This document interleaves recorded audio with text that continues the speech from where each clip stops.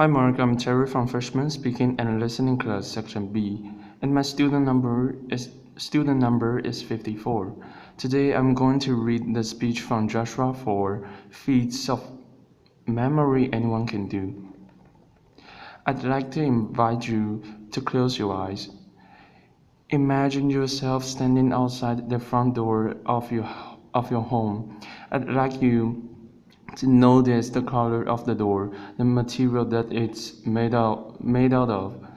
Now visualize a pack of overweight nudists on bicycles. Laughter. They are competing in a naked bicycle race, and they are headed straight for your front door. I need you to actually see this. They are pedaling really hard, they're sweaty, they're bouncing around a lot, and they crash straight into the front door of your home. Bicycles fly everywhere, wheels roll past you, spokes end up in awkward places. Step over the threshold of your door into your foyer, your hallway, whatever's on the other side, and appreciate the quality of the light. The light is shining down on Cookie Monster. Cookie Monster is waving at you from his perch on top of a tank horse. It's a talking horse. You can practically feel his blue fur tickling your nose. You can smell the oatmeal raisin cookie that he's about to shovel into his mouth. Walk past him. Walk past him into your living room. In your living room, imaginative broadband, picture Britney Spears.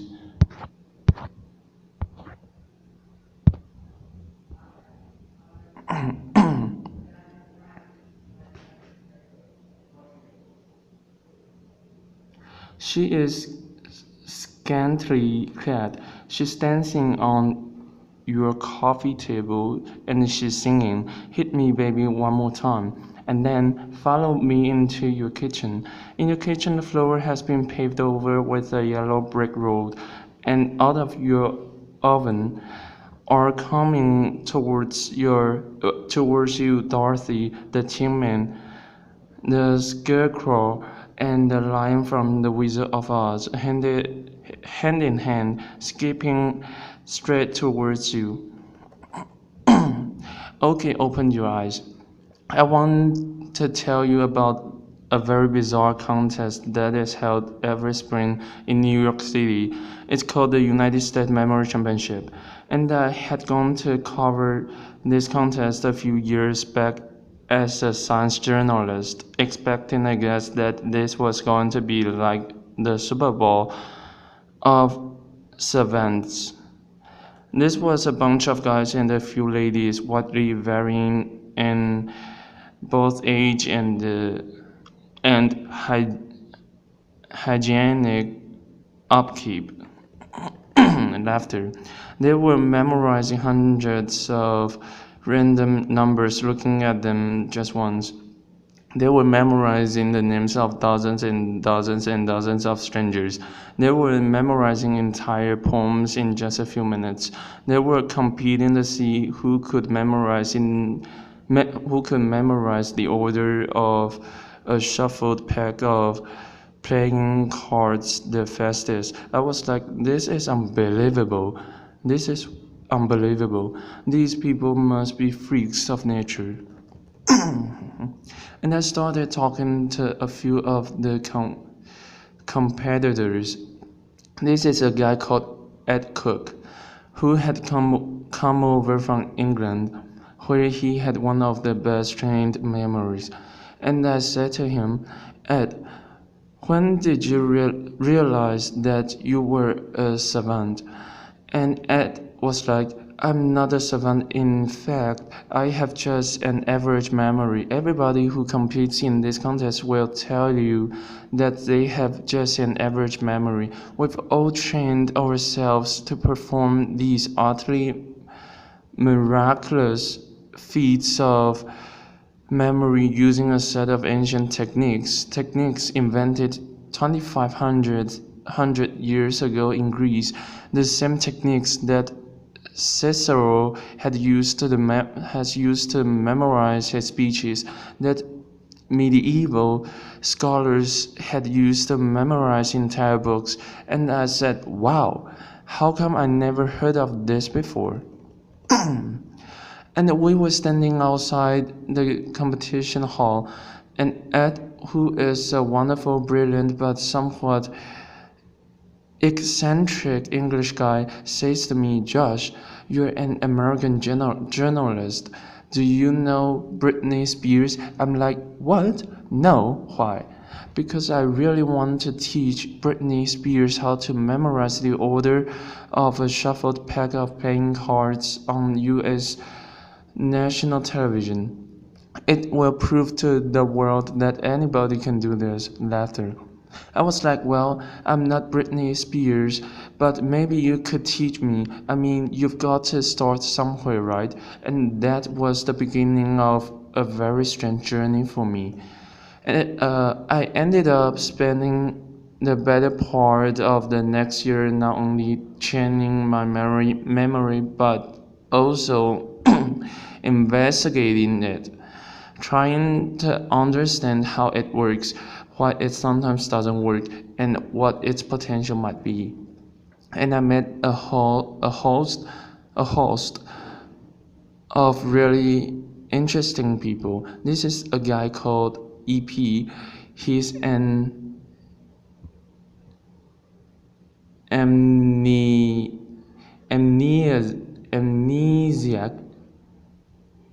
amnesiac who had very possibly the worst memory in the world. His memory was so bad that he didn't even remember he had a memory problem, which is amazing. And he was this incredibly tragic figure, but he was a window into the extent to which our memories make us who we are.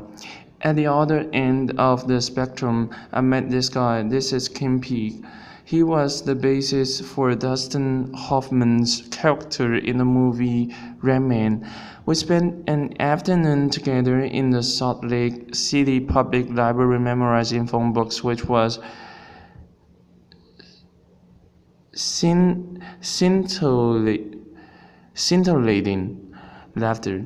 And I went back and I read a whole host of memory treatises written 2000 plus years ago in Latin, in antiquity, and then later in the Middle Ages, and I learned a whole bunch of really interesting stuff. One of the really interesting things that I learned is that once upon a time, this idea of having a trained, disciplined, cultivated memory was not nearly so alien as it would seem to us to be today. Once upon a time, people invested in their memories in laboriously furnishing their minds. Over the last few millennia, we've invented a series of technologies from the alphabets to the scroll to the codex, the printing press, photography, the computer, the smartphone that have made it progressively easier and easier for us to externalize our memories, for us to essentially outsource this fundamental human capacity. These technologies have made our modern world possible, but they've also changed us. They've changed us culturally, and I would argue that they've changed us cognitively. Having little need to remember anymore, it sometimes seems like we've forgotten how. One of the last places on earth where you still find people passionate about this idea of a trained, disciplined, cultivated memory, is at this totally singular memory contest. It's actually not that singular. There are contests held all over the world. And I was fascinated. I wanted to know, how do these guys do it? A few years back, a group of researchers at University College London brought a bunch of memory champions into the lab. And they wanted to know, do these guys have brains that are somehow structurally, anatomically different from the rest of ours? The answer was no. Are they smarter than the rest of us? They gave them a bunch of cognitive tests, and the answer was not really. There was, however, one really interesting and telling difference between the brains of the memory champions and the control subjects that they were comparing them to. When they put these guys in an fMRI machine, scanned their brains while they were memorizing numbers and people's faces and pictures of snowflakes, they found that the memory champions were lighting up different parts of the brain than anyone else. Of note, they were using, or they seemed to be using, a part of the brain that's involved in spatial memory and navigation. Why? And is there something that the rest of us can learn from this? The sport of competitive memorizing is driven by a kind of arms race where every year somebody comes up with a new way to remember more stuff more quickly, and then the rest of the field has to play catch up. This is my friend Ben Pritmore, three-time world memory champion. On his desk in front of him are 36 shuffled packs of playing cards that he is about to try to memorize in 1 hour using a technique that he invented and he alone has mastered. He used a similar technique to memorize the precise order of 4,140 random binary digits in half an hour. Laughter. Yeah. While there are a whole host of ways of remembering stuff in these competitions, everything, all of the techniques that are being used ultimately come down to a concept that psychologists refer to as elaborative encoding. And it's well illustrated by a nifty paradox known as the Baker-Baker paradox, which goes like this. If I tell two people to remember the same word, if I say to you, remember that there is a guy named Baker, that's his name, and I say to you, remember that there is a guy who is a baker, okay? And I come back to you at some point later on, and I say, do you remember that word that I told you a while back? Do you remember what it was? The person who was told his name is Baker is less likely to remember the same word than the person was told his job is a baker. Same word, different amount of remembering. That's weird. What's going on here? Well, the name Baker doesn't actually mean anything to you. It is entirely untethered from all of the other memories floating around in your skull. But the common noun baker, we know bakers. Bakers wear funny white hats. Bakers have flour on their hands. Bakers smell good when they come home from work. Maybe we even know a baker, and when we first hear that word, we start putting these associational hooks into it that make it easier to fish it back out at some later date. The entire art of what is going on in these memory contests and the entire art of remembering stuff better in everyday life is figuring out ways to transform capital B bakers into lowercase b bakers, to take information that is lacking in context, in significance, in meaning, and transform it in some way so that it becomes meaningful in the light of all the other things that you have in your mind. One of the more elaborate techniques for doing this dates back 2,500 years to ancient Greece. It came to be known as the Memory Palace. The story behind its creation goes like this. There was a poet called Simonides who was attending a banquet. He was actually the hired entertainment because back then, if you wanted to throw a really slamming party, you didn't hire a DJ, you hired a poet. A poet. And he stands up, delivers his poem from memory, walks out the door, and at the moment he does, the banquet hall collapses, kills everybody inside. It doesn't just kill everybody, it mangles the bodies beyond all recognition. Nobody can say who was inside, nobody can say where they were sitting. The bodies can't be properly buried. It's one tragedy compounding another. Simonides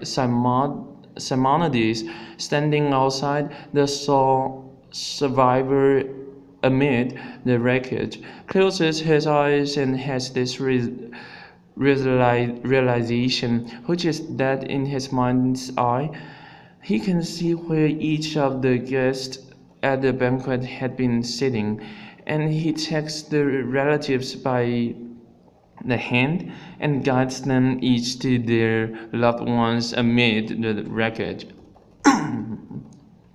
What Simonides figured out at that moment is something that I think we all kind of intuitively know, which is that as bad as we are at remembering names and the phone numbers and the word-for-word instructions from our colleagues,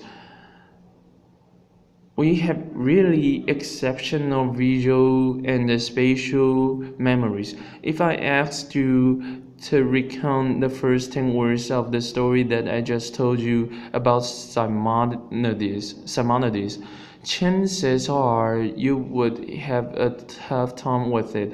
But I would wager that if I asked you to recall who is sitting on top of a talking tank horse in your foyer right now, you would be able to see that.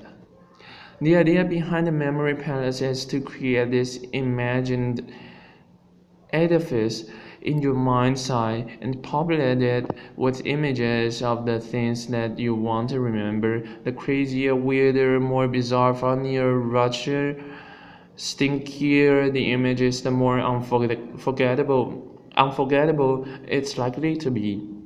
This is advice that goes back 2,000 plus years to the earliest Latin memory treatises.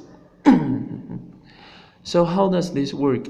Let's say that you've been invited to TED Center stage to give a speech, and you want to do it from memory, and you want to do it the way that Cicero would have done it if he had been invited to TEDx Rome 2,000 years ago. Laughter.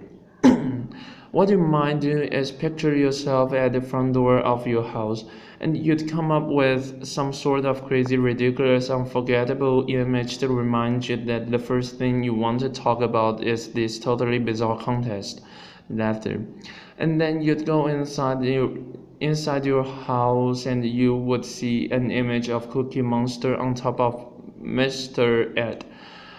And that would remind you that you would want to then introduce your friend Ed Cook. And then you'd see an image of Britney Spears to remind you of this funny anecdote you want to tell. And you'd go into your kitchen, and the fourth topic you were going to talk about was this strange journey that you went on for a year, and you'd have some friends to help you remember that.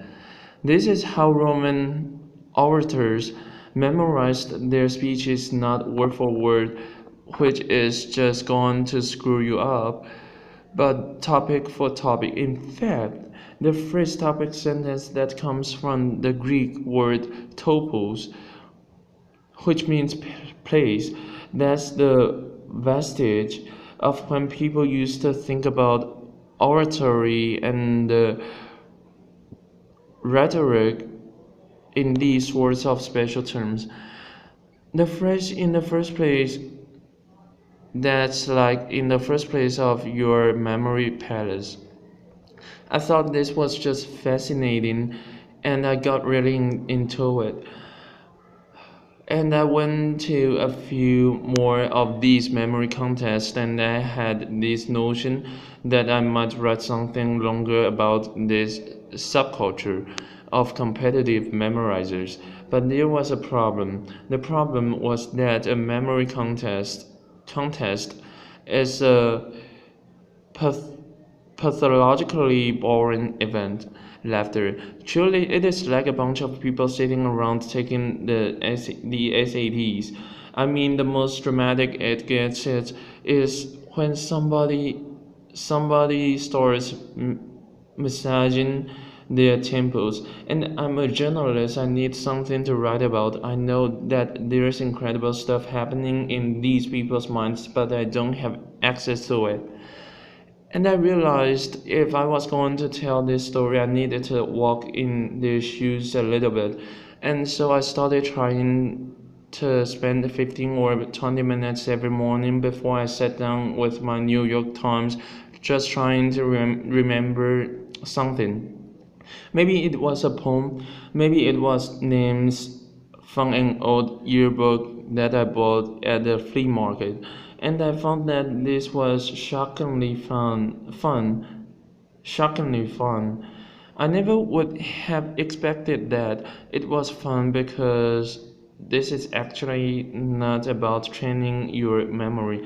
What you are doing is you are trying to get better and better at creating and dreaming up these utterly ludicrous, rocky, hilarious and hopefully unforgettable images in your mind's eye, and I got pretty into it. This is me wearing my standard competitive memorizer's training kit.